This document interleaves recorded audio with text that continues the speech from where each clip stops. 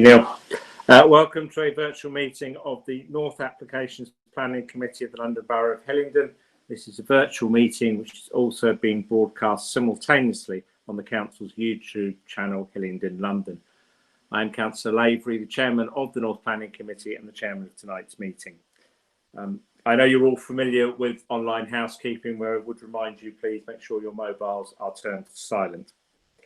I'm going to do an attendance roll call now, so please just say you're present when I say your name. Councillor Higgins. Present, Chairman. Councillor Hagger. Present, Chairman. Councillor Kaufman. Present, Chairman. Councillor Tuckwell. Present, Chairman. Councillor Morgan. Good evening, Mr. Chairman. I'm present. Thank you. Councillor Oswell. Present, Chairman. Councillor Dott. Present, Chairman. Councillor Singh. Present, Chairman. The officer team for tonight, the planning officer James Wells. Present, Chairman. And a very warm welcome to your first virtual North Planning Committee. Thank you, Chair. I appreciate that. The head of planning, James Roger. I'm present, Chairman. Highways, Alan Tilley. Present, Chairman. Democratic Services Officer and Clerk for tonight, Neil Fraser. Present, Chairman. Legal Advisor, Glenn Egan. Present, Chairman. As you are all aware, as long as we remain quorum of 3 councillors, I will continue the meeting if any of you lose a connection. But obviously, if you're not present for the whole of an item, you're not able to vote on it. Apologies for absence tonight. We have apologies for absence from Councillor Melvin, with Councillor Tuckwell substituting. My thanks to Councillor Tuckwell again for joining us. Can I have declarations of interest, please? Councillor Dott. Thank you, Chairman. I have a non-pecuniary interest for agenda item 7, as I was contacted by the applicant, but nothing has been discussed about the application. Thank you, Councillor Dott. So therefore, you're remaining in the meeting for that discussion. Thank you very much. I see no other hands raised, so I will move on. The minutes of our meeting on the 20th of August are in the bundle. Unless anyone indicates otherwise, I'm going to take those as accurate. I see no hands, so I'll take those as accurate. The agenda we are considering tonight is the one that was published by the head of planning. We're taking items 6 and 7. Item 8 was withdrawn by the applicant earlier this week, so that was a petition item. And then we're taking 9 and 10, all of those in part 1, and then we have 1 enforcement report in private in part 2, where the YouTube feed will be switched off.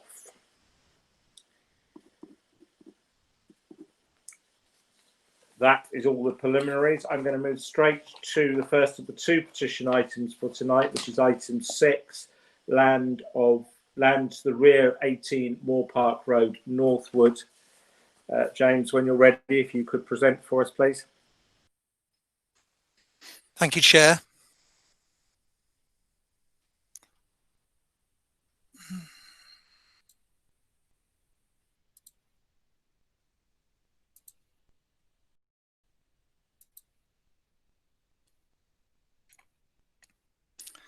Thank you, Chair. This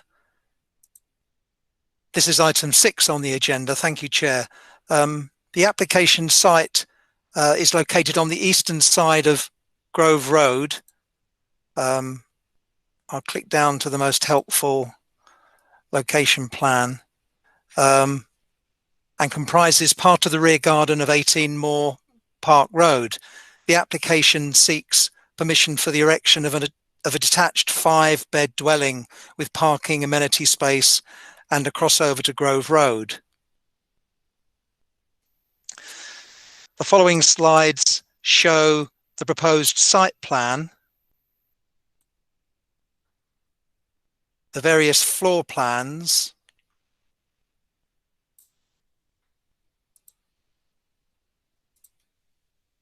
the elevations.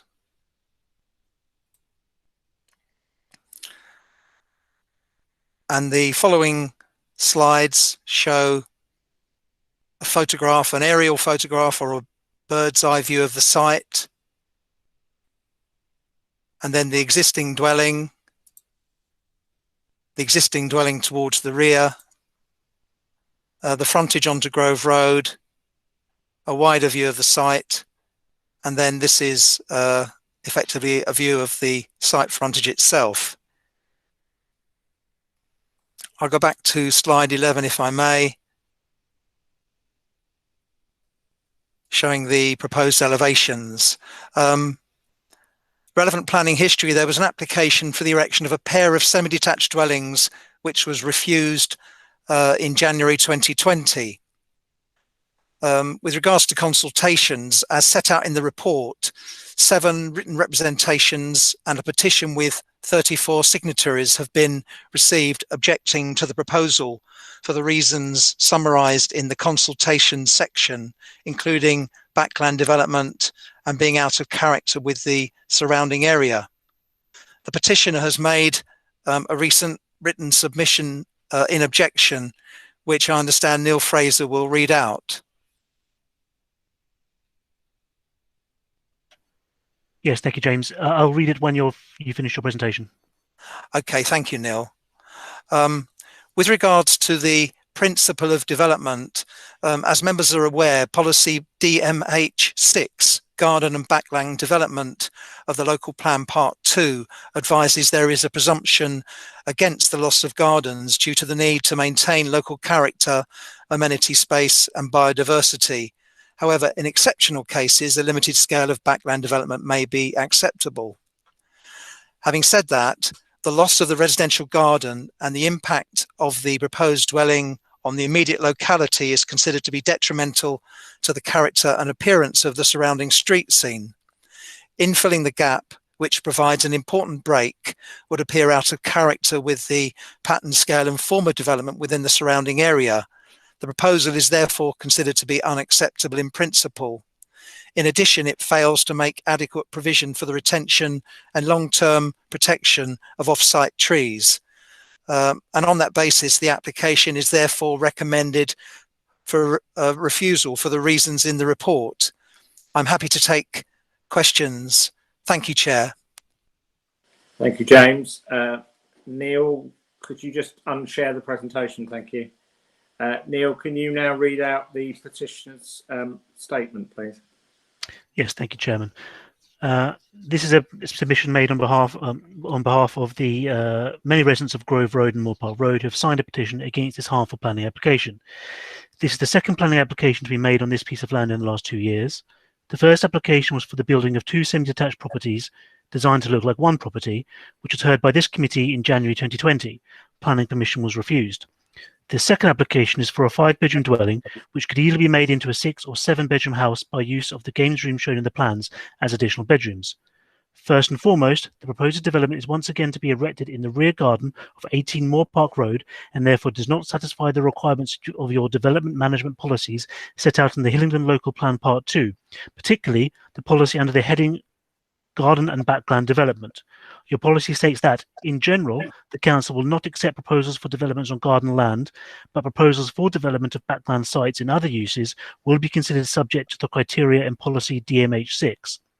This restrictive approach reflects the direct and indirect value of gardens, which contribute to local character, provide safe and secure amenity and play space, support biodiversity, help to reduce flood risk, and mitigate the effects of climate change. Your policy is reinforced by the London Plan, which recognises the contribution of gardens, especially back gardens, and suggests a presumption against their loss where it can be locally justified. Policy DMH6 states that in exceptional cases, a limited scale of backland development may be acceptable, subject to 4 criteria. We contend that the proposed development fails to satisfy at least 2 of the stated criteria, namely, at point 3, the development on backland sites must be more intimate in mass and scale and lower than frontage properties. Clearly, 18 Moor Park Road is the frontage property in this case, and the proposed development would certainly not be more intimate in mass and scale than the frontage property. At point 4, features such as trees, shrubs, and wildlife habitat must be retained or re-provided. The arboricultural impact assessment, makes it clear that 9 mature trees to the rear of the garden will be removed to enable the development to take place. Although these are not protected trees, they are nevertheless highly visible and make a valuable contribution to the character, appearance, and wider environmental quality of the area. Additionally, your policy BE1 in the strategic policies of the Hillingdon Local Plan Part 1 states that development should not result in the inappropriate development of gardens and green spaces that erode the character and biodiversity of suburban areas and increase the risk of flooding through the loss of permeable areas. The developer's advisor has made several references in his report to the construction in 2018/19 of a new house at 1A Grove Road and seeks to compare this property with the proposed development in the garden of 18 Moor Park Road. We believe such a comparison has no merit because the property at 1A was simply a new house built on a plot that for many years had been an existing residential site. The west side of Grove Road in this section has consequently a line and flow of substantial houses which maintains the character, amenity, and street scene of Grove Road. By contrast, the proposed development would appear as an isolated property along the eastern side of Grove Road and in a location where no houses have ever been built. The introduction of a development here would seriously erode the existing open and verdant character of the established street scene and not satisfy your policy set out in BE13 and BE19 in the Hillingdon Local Plan Part 2 because of a failure to harmonise with the existing street scene. In conclusion, we strongly believe that the proposed development fails to meet the provisions of your policies already mentioned in these representations, particularly BE1 in Part 1 of your local plan and DMH6 in Part 2 of your plan, and we therefore urge you to reject this application. Failure to do so would set a harmful and unwelcome precedent not only in this local area, but potentially in other localities in Hillingdon. Thank you, Chairman. Neil, do we have any submissions from the developer or ward councillors? We have not received any, Chairman. Thank you. Okay, I open debate. Councillor Morgan's already signalled, and also I've got Councillor Higgins, Councillor Oswald, Councillor Hayer, Councillor Tucker. We've got a list now. Start with Councillor Morgan, see where we get. Thank you very much, Mr. Chairman. To me, this is quite straightforward. And I would actually recommend that we go with officers' recommendations and propose it. Look, if we look at the plans on this, it's swallowing up almost half of the rear garden of 18 Moor Park Road. It's in an area where there are no other houses. So those in Grove Road are actually going to suddenly see houses appearing in front of them where originally there has been gardens and open space. To me, it is backland development. So it's against our policy DMH6 and BG1. So I'd like to go with officers' recommendations and refuse this. Okay, I'll take Councillor Higgins as the second hand I saw. Hello there. Thank you, Chairman. Yeah, I will just second this. It's quite self-explanatory. It says we're on the tin, as they say. But there you go. Thank you, Councillor Higgins. I had several other speakers indicate. Does anybody want to add anything to what's already happened? No, they're all waving their hands at me to say no. Thank you very much. In which case, I will move straight to the vote.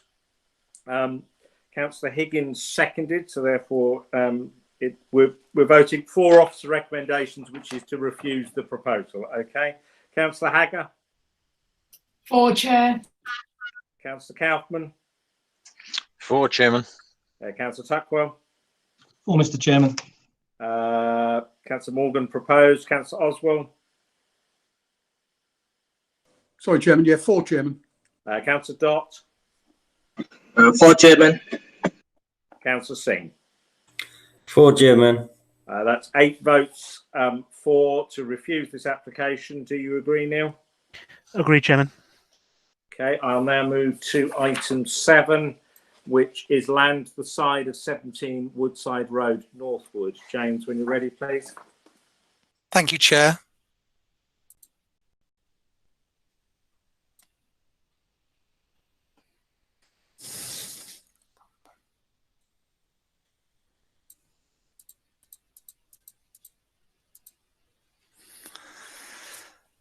Thank you, Chair. This is item 7 on the agenda. The application site is located to the side of an existing 2-storey detached dwelling house on the northwest side of Woodside Road. The slide on the screen shows the full extent of the site, which includes the existing house and a detached garage. Permission is sought for the erection of a detached 2-storey 4-bed house with parking, amenity space, and involves the demolition of the existing double garage, which you can see reasonably clearly on the location plan towards the top right-hand side of the screen. These slides show the block plan and tree survey, the floor plan of the existing dwelling, various floor plans, and the elevations of the existing dwelling. They go on to show the ground floor plan of the proposed dwelling and its relationship with the existing dwelling, the first floor plan, and finally the elevations. This slide shows a street view showing the existing dwelling at number 17 on the right hand side of the screen and the existing dwelling at number 15 on the left hand side. To assist members, we've included the following slide, which shows the elevations of the side extension and rear extension, which were approved at number 17 Woodside Road at the committee meeting on the 20th of June this year. The following slides show photographs, including, as I said before, a bird's eye view of the site, and then some more close-up views of the existing dwelling and some views of the rear of the dwelling to show the extent of existing development and the rear garden. If I could take you back to slide 30 to continue the presentation so members can be fully aware of the existing relationship on the site. A proposal for a detached dwelling in this part of the plot was considered under a pre-application submission in April of this year. Subject to details, the council's conservation officer considered a separate dwelling more suited to the site than the proposed extension, and that was the extension that I showed members, and this is the extension in question which I showed previously. In terms of consultations, the following representations were received: 7 objections, including both residents' associations, 3 letters in support, a petition objecting, including 42 signatories, and a petition supporting the proposal with 41 signatories. The objections are summarised in the report. They include detriment to the character of Gatehill Farm Estate, harm to the street scene, and cramped development. The points made by the petition in support are also summarised, but in particular they refer to the need for new dwellings in the area and the good design of the proposed development. As before, the agent has made a written submission in support, which, as previously, Neil Fraser will read out at the end of the presentation. With regards to the impact on the character and appearance of the area, as members will be aware, the site is located in the Gatehill Farm Estate area of special local character. Policy DMHB5 of the Local Plan Part 2 advises that within such areas, new development should reflect the character, original layout, and established scale of the area.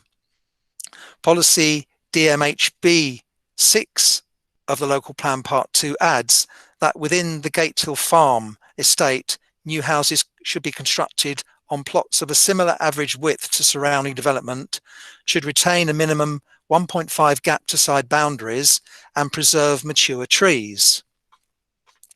As set out in the report, it is considered that the design and appearance of the proposed dwelling would respect the character and style of the Gatehill Farm Estate. The dwelling frontage would be approximately 8.3 metres wide. However, the plot is approximately 20 metres at the rear, an average width of over 14 metres.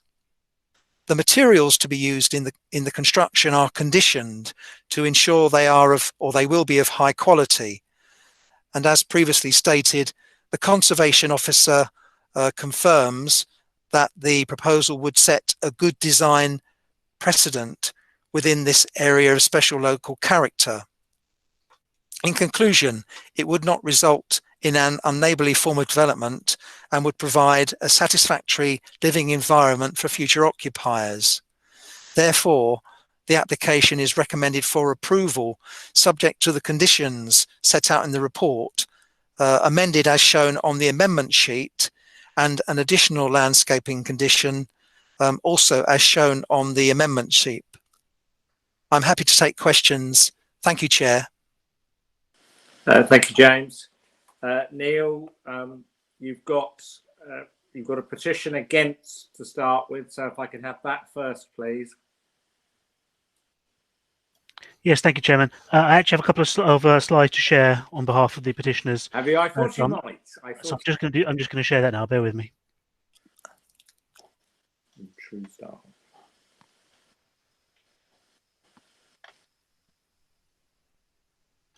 Okay, so firstly, committee members, this is the submission on behalf of the petitioner objecting to the application. Good evening, councillors. Gatehill Residents Association and the 160 plus petitioners are astonished that this application is being recommended for approval and ask that this committee refuse approval on the basis that this development clearly does not meet the council's own planning conditions. We refer to the handout. Policy DMHB 6 is copied along with the site plan for the area with the proposed new build coloured in red. That's this. Policy DHMB6 specifically states that new houses should be constructed on building plots of a similar average width as surrounding residential development. First, as can be seen, the proposed new dwelling has a frontage of 8.3 metres, which is only 1/3 of the plot widths of the surrounding properties. Number 15 is 25 metres, number 19 is 27 metres, number 14 is 30 metres, number 12 is 18 metres, and number 10 is 32 metres. It is also perfectly obvious that the new property will not be of a similar scale, form, or proportion as adjacent houses. The planning officer's report offers no reason to support why the council's own planning policy should be ignored. Secondly, the development also clearly infringes upon policy DHMB 5, which states that within areas of special local character, new development should reflect the character of the area and its original layout. The proposed new dwelling will result in a material altered streetscape that will be entirely discordant with the surrounding properties. The planning officer's report clearly acknowledges this harm, but once again offers no reason to support why the council's own planning policy should be ignored. The committee should bear in mind that a judicial review of this planning application will examine why appropriate justifications have not been cited for departing from planning policy. Allowing this development would create a precedent under common law, and in particular for the Gatehill estate as an area of special local character. By approving this development, the council will effectively greenlight all manner of egregious development, including plot subdivisions and garage overbuilds, to create properties with smaller and smaller frontages. Allowing this development will arithmetically lower the average frontage on Woodside Road, offering potential new applicants further opportunity to undermine the principle. I would refer you to the committee's decision with regard to the approach taken to 5 to 6 Firs Walk, in which the council held that the proposed development would be of a cramped form which would have a detrimental impact on the visual amenity and character and appearance of the area. The harm would be further exacerbated by the loss of mature soft landscaping and proposed layout of the build footprint. The development would be contrary to policy DMH6. It is incumbent upon the planning officer and ultimately the council to make decisions that are coherent rather than contradictory if public trust is to be maintained. Thirdly, we have serious reservations about whether the condition to protect the mature greenery and trees affected by the build will be met, as the trees cannot possibly survive this development. The tree officer stated, "In my view, the row of trees on the boundary T9 to T13 are too close to the proposed building," and the tree report makes no assessment of the potential influence of these towering conifer TPO trees upon the load-bearing soils beneath existing and proposed buildings. The council's tree officers have already advised they will not have the mandate or resource to check compliance. We are relying solely on the goodwill of the developer, who the police are aware has issued threats to residents and allowed a cannabis farm at the property. A recent officer report for 51 Wyland Road concluded that a minimum corridor of 2 to 3 metres was needed for contractors to work around the building, yet in this proposal it appears to be acceptable for contractors to work on top of the root protection areas of the trees. This is not a consistent approach. Finally, we note 2 critical omissions in the planning officer's report. There are no comments or conditions set by the flood officer, even though when the applicant gained consent for an extension to the original property, the flood officer declared the site was part of a critical drainage area. Equally, we note that there are no conditions restricting future development of the current property at the site, which has already been significantly extended. For these very clear and objective reasons, a decision to approve this application would not pass a judicial review, and we urge the committee to refuse permission for this development. Chairman and committee members, I will now move to the submission from the agent on behalf of the applicant. This transcript is prepared by Chris Harris, the architect of the applicant. In June this year, a planning approval was granted by this committee on the same site for a two-storey side extension to the existing property at 17 Woodside Road. Thanks to the planning department for their hard work and input into this current application, and their recommendation that this new application is also approved. Of the two alternatives, the conservation team favours this option before you, stating that a separate dwelling would be more suited as it would better respect the original dwelling and would not result in adding bulk to an existing built form. The overall site tapers out toward the rear garden. Dividing this plot in two, the existing house resides on a rectangular plot and the new build site resides on a wedge-shaped one. As shown in Exhibit 1 on screen, the original 1924 Harry Neal scheme for the subdivision of the Gatehill Farm estate envisaged the same approach, but this was not executed. Instead, the current double plot was formed, resulting in it being one of the largest sites on the estate. The planner's pre-app report noted that 3 design issues that applicants were asked to reconsider. These were 1, a proposed crown roof, 2, an angled side building line to the rear, and 3, an expansive glazing at first floor level at the rear. These concerns have been addressed as follows. The crown roof has been amended to a traditional pitch roof. The wedge-shaped plan form has been amended to a rectilinear one. The first floor rear glazing has been reduced and made more traditional in appearance. We believe these alterations address the points raised.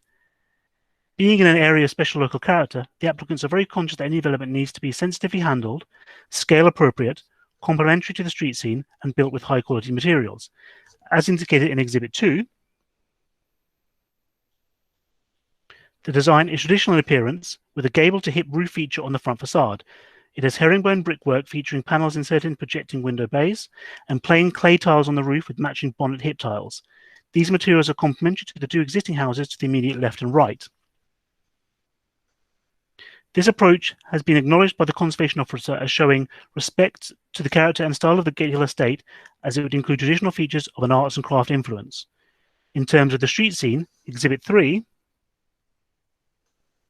below illustrates the new property's appearance in the context of number 15 Woodside Road left and number 17 right. The proposed new dwelling observes existing building lines, both on plan and in elevation. The letter demonstrated by the dotted line in this exhibit, showing the respective roof ridge heights of the 2 existing properties and how the subject property fits in between these. In terms of the setting out of the proposed new build, the sides of the 2 properties would be 3 meters apart. On the side border with the neighbouring property at number 15, at its nearest point, the new build would easily be in excess of 1.5 metres away from the side boundary and heavily screened by vegetation.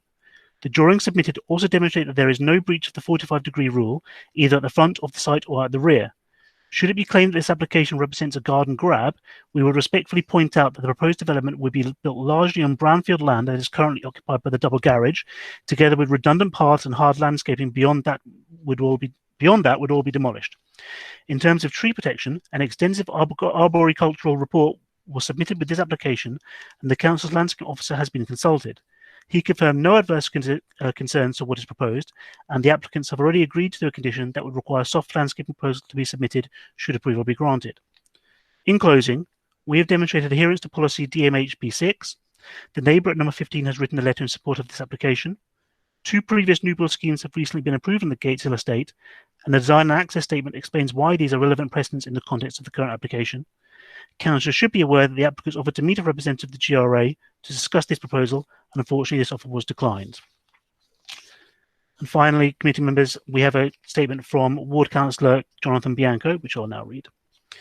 This application has been the subject of great concern to many of my residents, mainly but not exclusively based on the Gatehill estate, and is the subject of a petition signed by many.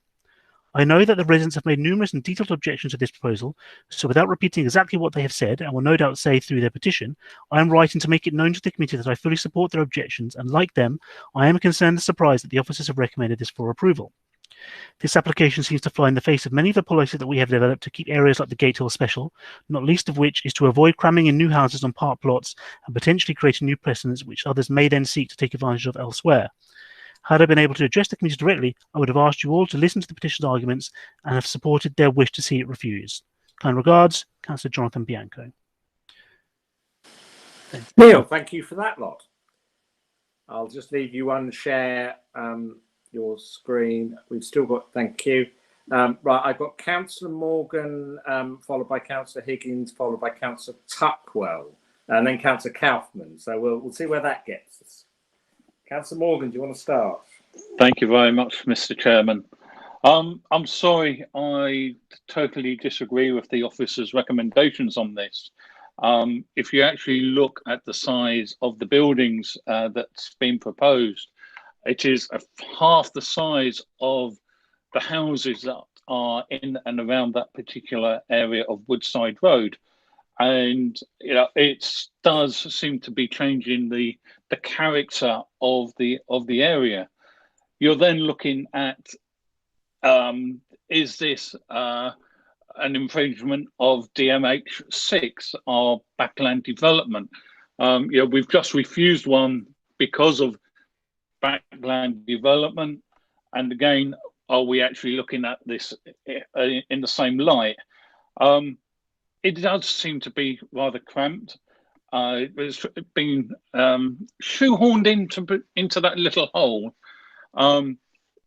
We don't. I mean, so could the officers confirm the T9 to T13 on the trees?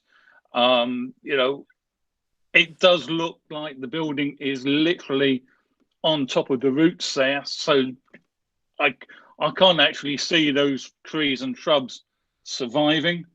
And also, can the officers confirm, is it part of the critical flood area that we had to have when we were looking at the extension? As it stands, I'm sorry, I would vote against the officers' recommendations on this. Thank you, Councillor Morgan. I'm just going to take a few others first, then we'll see what emerges. Councillor Higgins. Thank you, Chairman. Actually, I agree with Councillor Morgan on this. I think it's quite clear if you see the picture that we were shown of the driveway and the garage and the relation between the two houses, that gap is a lot smaller. The drawings seem to be a little bit misleading where the trees are concerned, as the proposed front elevation is saying that they're quite a way away from the house, but if you actually look at that picture, they're actually on top of one another. I don't understand, and I understand how we've got around the rules of Gatehill Estate when we say the plots have to be a certain width. I'm very surprised that officers have actually put this through for approval, and I too cannot support this at all. If the officer could actually bring up the photo of the front elevation, that would be, if James, could you possibly... Councillor Higgins, can we hold for a second? I'll get him to do that in a minute because I want to get him to answer all. No problem at all. I mean, I just think that the tree situation is very misleading, because according to the drawings, these trees are actually on the plot. Okay. And then on the front elevation, they don't seem to be on the plot. They seem to be next door. So I'm confused. We'll have a look at. At the moment, I've got width of plot, backland, trees, and flood as the four issues that have been raised. I just want to see what anybody else is going to come up with, and we'll see where we go. Councillor Tuckwell, please. Yeah, I'm going to continue the theme. Some good points raised there by Councillor Morgan, Councillor Higgins, and Councillor Bianco in his statement. I'm very surprised this has been recommended for approval. For me, it doesn't harmonise with the existing street scene. It seems to be at odds with policy BE1, which we just talked about in the previous application. I'm going to add to the debate on the widths. The report talks about established scale, and that's clearly compromised with this build. I can see an extension working, but not a separate dwelling, as was approved previously. And for me, this just does not respect the street scene, so I won't be supporting this application. Okay, I'll take Councillor Kaufman, and then I will stop for a minute. Councillor Kaufman. Are you coming in support, or are you going to are you supporting your colleagues? Thank you, Chairman. I will go along with the last three. I had a feeling you were going to do that. Compadres.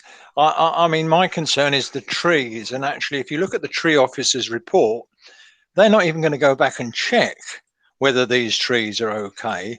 And I mean, I just find that unbelievable, because these are mature trees, some with TPOs on, and I think to shoehorn this sort of building in amongst that lot, you're going to disturb the roots for a start. There's no question about that. And actually, when you ask someone to put back what you've taken out, they certainly are not going to put sort of 30 or 20, 30-foot trees back in, I can assure you of that. So that said, I would also refer you to page 40 and para 10, where it states would appear to be in keeping with the street scene. Now, it either is or it isn't. Yeah. So in this regard, I will go along with my colleagues, and I too will be refusing this, refusing officer's recommendations. Okay. Well, Thank you, let me go back to Councillor Oswald. I'll come to you in just a moment. Can I just go back to the planning officer, James Wells, and ask him for some comments? I've got 4 issues that have been raised by various members. Trees have come up more than once. Flood zone. Backland has been raised. I'm not sure I can get it as backland because it is built on the normal building line, but you can no doubt comment on that. And width of this plot. I'm struggling to understand, like my colleagues, how a house of this size at the front it fits with the rest of Woodside Road at this point. So perhaps you enlighten us, and then we can take the debate on. Thank you, Chair. In the order you've raised the items, with regards to trees, we officers are guided by the professional advice of our own landscaping officer, and on page 34 of the report it says no objection, subject to strict adherence to the recommendations given in the tree report and the conditions which are included in the report. So hopefully that deals to an extent with the tree officer. I think it's acknowledged that the proposed house is close to some of the existing trees, but it's indicated and confirmed by the council's own landscaping officer that where those trees are shown to be capable of being retained, they can be retained. Was your second point backland development? It was. With regards to backland development, I certainly don't consider this to be a backland site. There's easy access to the site from Woodside Road, and the access is totally contained on the frontage. So I fail to see how this site can be considered to be backland development. It fails the fundamental test. Right. What about flood? With regards to flood risk, this site is in a critical drainage area, but as is pointed out on the amendment sheet, that doesn't mean that development can't take place. It means that the development would need to make provision, suitable provision for drainage and so on. And there is a condition, my understanding is, condition 5, RES 9, refers to landscaping and goes on to include existing and proposed functional services above and below ground. But if that's not considered to be adequate, then it would be possible to include a further SUDS type of condition that relates to drainage. But as is normally the case, there are almost always technical solutions to these types of concerns. There are no, as I understand it, fundamental concerns about dealing with surface water, albeit that this is a critical drainage area. Okay, I'll stop there for a second before I ask you to do the last one. It should, and I've only heard from some members at the moment, should this be for approval, there will be additional conditions to be added, because I wouldn't wish to be relying on condition 5 in a critical drainage area. I'd be expecting a formal sub condition in there, but we'll deal with that in a moment. What about this issue? And I think we're coming to the critical one. the width of this plot? Excuse me, Chair. Yes, as I mentioned early on, I think the officer's report does accept that this the frontage of the site, the frontage of the site is slightly narrower than the very large site next door. But there is an average figure. There are various widths of properties in the area, and the application site is a much wider property than the average widths in the area, and it's on that basis that, mindful that the extension has been approved, and I think I agree with the conservation officer that on balance, looking at the extension and then looking at the new house, on balance, it's the officer's judgment that the new house would have a preferable appearance. And as said, we're talking about widths and average widths. This plot is much wider at the rear, and if you look at the width of the section, including the dwelling, and the width of the property to the rear, you end up with an average figure around 14 meters, which is similar to the width of other properties in the area. James, I wouldn't disagree with the clever maths, but the bit that fronts the roads, the bit we all see, is considerably narrower, isn't it, than the properties that surround it? It is narrower mathematically, as you say.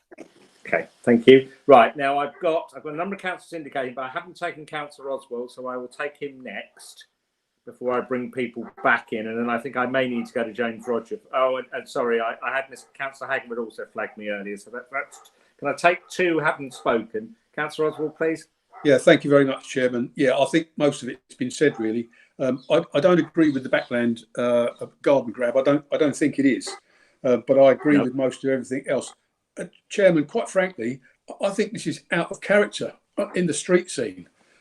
Without anything else, I won't repeat what everybody else has said. There's no point. But for me, it's out of character plus what's already been said. Thank you, Chairman. John, thank you very much, as usual, succinct. Councillor Hager, please. Yes, I have to have a comment too. I can't let everyone else get their comments in without. No, of course not. I completely agree with exactly what the other councillors have said, and I think at the end of the day, it's a no-brainer to use Councillor Oswell's expression. But we've got a garage into house. That's it, right? And how on earth can you do that? And how on earth can you do that on the width? So I just cannot even see how this has managed to even got through this far, to be fair. It's completely out of character. It doesn't fit in with the estate. It's just not right. So that's my 2 pennies worth. Thank you. Thank you, Councillor Hager. James Roger is flagging me, so I hope it's going to add something to this debate. Yeah, I kept my powder dry. It's obvious to me this application is going to be refused. So I think it's very important I say that, because I've got notes. James Wells did admit that this is an on-balance, and it is an on-balance. That's where us two Jameses sit. So I'm going to put to one side my arguments in favour of this and go straight to the points where perhaps help committee if they are minded to refuse it, because I've done a quick count and yes, this is only one direction. So policy DMHB 6 is quite important because we have a specific policy that relates to that would be used in any appeal situation concerning this development, and it has 5 criteria. One of them relates to the design of dwellings, and this proposed house is very similar to a dwelling that was allowed on another site in Woodside Road between numbers 2 and 6. I think the second criteria to do with design is not actually the key issue. This is to do with, is this development going to appear cramped and is it out of keeping? But the members have mentioned trees a few times, and I'll be honest, there is an Achilles heel to this proposal. That criteria 5 of policy DMHB6 says preserve the mature trees, including boundary planting, to reinforce existing landscaping and estate settings. So what the tree officer said is that this will result in a loss of boundary planting, but there's no individual trees of sufficient merit that the tree officer objects to the proposal. But of course, that doesn't mean it's actually fully compliant with policy DMHB6, because there is the loss of boundary tree planting occurring. So that, in effect, doesn't help the applicant, but does help you as members if you have concerns with this proposal, because the applicant cannot retain all the boundary landscaping. So you are going to result in a proposal where there's loss of boundary planting. And when we look to replacement planting, we have put a condition in the addendum, but our tree officer will be looking at replacement trees 2 to 3 meters high. And there's a reason they don't go higher than that, because they don't survive very often if you try and plant them too big. So you would end up with quite small saplings in terms of any replacement trees. And they probably have to go in the rear garden because of the way the site tapers, if one's looking at trees that are going to grow into mature trees. And this is perhaps the other point that might help committee.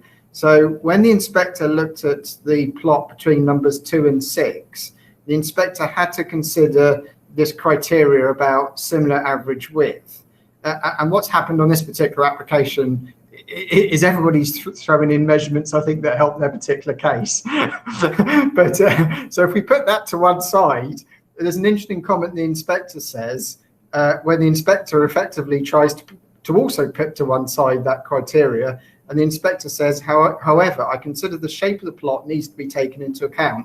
At around 15 metre wide, the plot frontage is very similar to the frontages at numbers 3, 5 and 6 Woodside Road, and therefore the impact of the proposal when viewed from the street would belie the narrow plot width towards the back of the site. Now, numbers 2 and 6, the site was wide at the front, narrow at the back. So what the inspector's saying is when you stand in the street, the decision the inspector then went on to allow actually fitted in.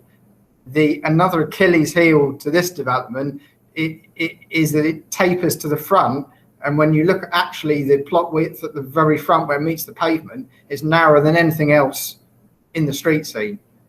So it does widen significantly, but you'd have to demarcate the plot. Everybody does, whether it's hedges, whether it's fencing. So it is going to be visible that the site is narrow at the front, tapering to the rear. So I think you could argue that it is contrary to policy DMH6 with regard to the width criteria and the retention of boundary planting. And then it follows from that, you'd also be able to argue that I would envisage that it's having an adverse impact on the street scene. So I think the question you'd be asking to me is, could officers defend a refusal at a reason at appeal? And I think where I'm going with this is James said it's on balance. It is on balance, and I think we could. Okay, thank you. That's a huge break. So you would be saying to committee that in terms of DMHB6, this has an adverse impact on the street scene on the basis of it being narrower at the front than the other properties and the loss of mature trees. It's the loss of boundary treatments that contribute to the green and verdant character, etc., etc. So would you be? I think there's enough there to sustain the character issue, basically. So would you be looking at 2 refusal reasons or 1? I suspect we'd have 1 refusal reason, because what I think this is all about is not so much the appearance of the design of the house itself. It's more, is the house going to appear cramped? Is there issues to do with plot widths, to do with loss of landscaping, that means it's going to appear the outer character, it's going to appear slightly shoehorned. And I know this was a comment made by members, and I know this is the kind of thoughts that members were saying where they discussed it. And I basically think there's probably enough there that if members want to take this to appeal, the officers would be able to defend a reason constructed around all those points. That's very helpful, as usual, and in fact picks up the comments that members were already making. I agree. I don't think we can justify backland, and if we were going to approve this, we'd add conditions to cover flooding. But I don't think the rest of it is the on balance bit. Can I just ask Glenn Egan, the legal officer, to come in? And in your view, have members made out a case for overturning the officer report? Chairman, yes, I think so. As has been said, this is an on-balance decision. I'm very happy to argue those grounds of appeal that have been outlined just now. Thank you. Okay. I've got a couple of members indicating. I don't think there's much more on this one. I think the head of planning has given us the bits where he feels this breaches policy, which does pick up the comments that members have already made. I would propose that we delegate to the head of planning to come up with the precise wording of that reason, rather than him try and do it on the hoof now. But he's given you the outlines of it very clearly. So, Councillor Morgan, you indicated, and are you ready to take me forward on this one? Thank you very much, Mr. Chairman. Yes, I'm ready to take you forward, and I propose that we reject the officer's recommendation and refuse this application with the wording to be agreed by the head and with the head of planning, with yourself and the head lead. Straightforward enough to go to the head of planning. I don't see it needs to go anywhere else. Can I have a seconder for that, please? Councillor Higgins, I think you did flag me anyway. Yeah, I'll second that with no problem at all. I totally agree with John and the officers that backland is not here. It's not, if we had something about sideland, then maybe we get away with it. But no, I'll go with that. What's been said. Thank you. Okay. Right. On that basis, please, members I proposed and seconded that we overturn the officer report and refuse this application for the reasons that we've discussed. So if you are now voting, do you wish to vote to refuse this application? Councillor Higgins has seconded, so I'll take you as refusing. Councillor Hagger? Sorry, I was having trouble with my mic. Yes, I agree. With refusal? With refusal. Yeah, thank you. I just want to make sure we're absolutely clear for the record. Councillor Kaufman? Refuse, Chairman. Thank you. Councillor Tuckwell? For refusal, Mr. Chairman. Councillor Morgan, proposed refusal. Councillor Oswell? Yeah, refuse, Chairman. Councillor Dott? Refuse, Chairman. Thank you. Councillor Singh? Refuse, Chairman. That's 8 votes for refusal. That one is overturned. Do you agree, Neil? Agree, Chairman. That one is refused. Okay. Item 8 was withdrawn by the applicant, so that's the last of our petitions done. Item 9 is land at Garage Block, Southbound Gardens, Ruislip. Many of you will be familiar with this one because we've approved the scheme on this already. I understand this scheme is only very minor changes to the scheme we've already seen. So perhaps if the presenting officer would concentrate on the changes. I think committee are very familiar with the site. It's just, I think it's only the changes we need to look at. James, when you're ready, please. Thank you, Chair. Thank you for that explanation and the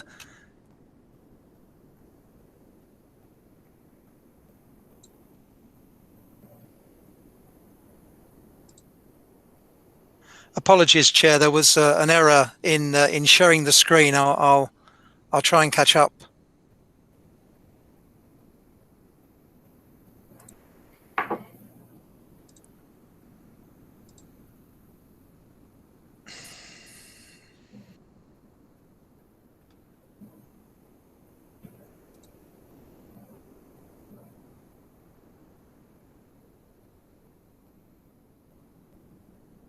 Sorry, Chair, I'm not quite sure what's happening here. I'm not sure whether... James, if I may, you just need to press the present button in the top right of the screen now, please, to get to full screen.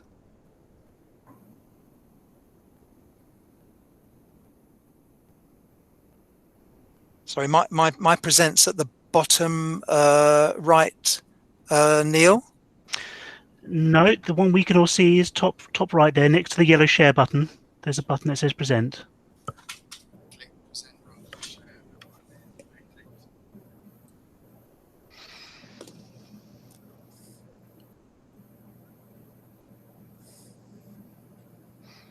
James, perhaps you could present this item, or at least move the slides on behalf of James.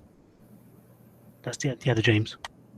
James is next to me now, Neil. Apologies. Maybe if I stop presenting and go through this again. Sorry, everybody.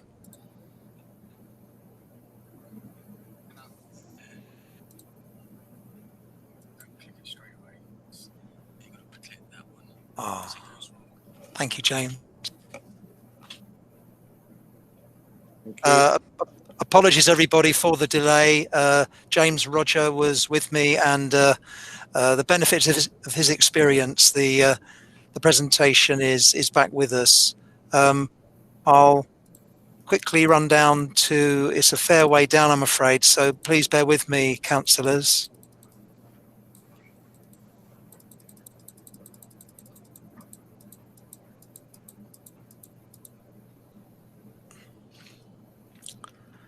Right, once again, thank you, Chair. As councillors know, the site is located on the north side of Southbound Gardens. The application proposes small changes to a building comprising 6 two-bed flats with parking and amenity space, which involves, as members will recall, demolition of existing garages, and was approved at committee in July 2019. To assist members, as set out in the report, the changes are very minor. They include a 0.5 metre increase in the depth of the front lobby at ground floor level only, and alterations to the approved roof, incorporating a small crown which is set between 2 side ridges. If members will bear with me, I'll just click through these slides that show the existing site plan with the garages. They show the proposed site plan. I could take this opportunity to highlight the changes. One relates to the front lobby, which I'm showing there, albeit at loft level, but the change is on the ground floor plan. If members can see that additional increase in the depth of the front lobby, and with regards to the approved roof, it now proposed to incorporate a small ridge, a small crown, which is set between 2 longer ridges. Hopefully that helps members to understand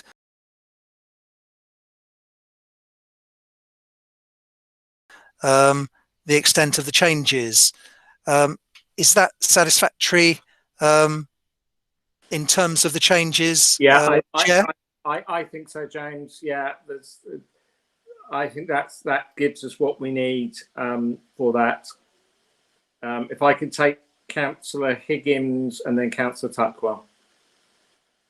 Thank you, Chairman. I'll go with officer's recommendation on this one. Thank you. Thank you. And I propose it. Thank you. Councillor Tuckwell. Yeah, I'm happy to second that, Mr. Chairman. Okay, I haven't seen the other hand. I don't think we need any further debate because we know this one well. Okay, I'm going to move through the votes. Councillor Higgins proposed. Councillor Hacker. For officer's recommendation. Councillor Kaufman.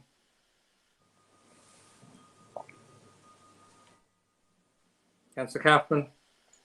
For the recommendation, Thank you. Councillor Tuckwell seconded. Councillor Morgan. For, Mr. Chairman. Councillor Oswell. For, Chairman. Councillor Dot. Thank you, Chairman. I'm happy with the officer recommendation. Thank you. Singh. For, Chairman. I make that 8 votes unanimously in favour of the officer report approving. Do you agree, Neil? Agreed, Chairman. That one is approved. Thank you. We have the last part 1 of the night, which is a telephone mast, which Fumeway rice slip. Neil, James, sorry, would you take me through this one?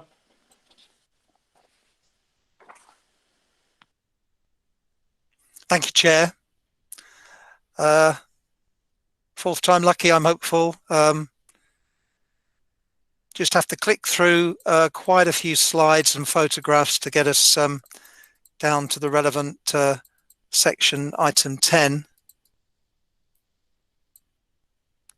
Sorry, so this is it. We're on item 10 of the agenda. Thank you again, Chair.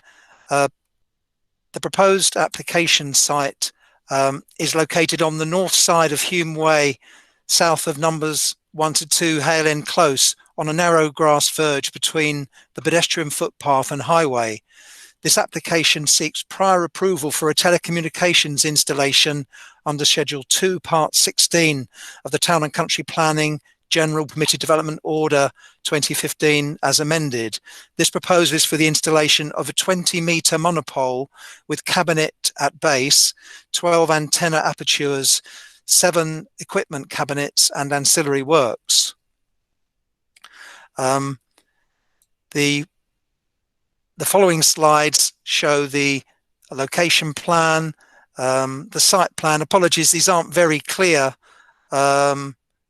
And the proposed elevations. Once again, this is not very clear, so apologies, members. But as you can see, the slide on the screen shows the trees, and then there's an arrow which I'll direct you towards.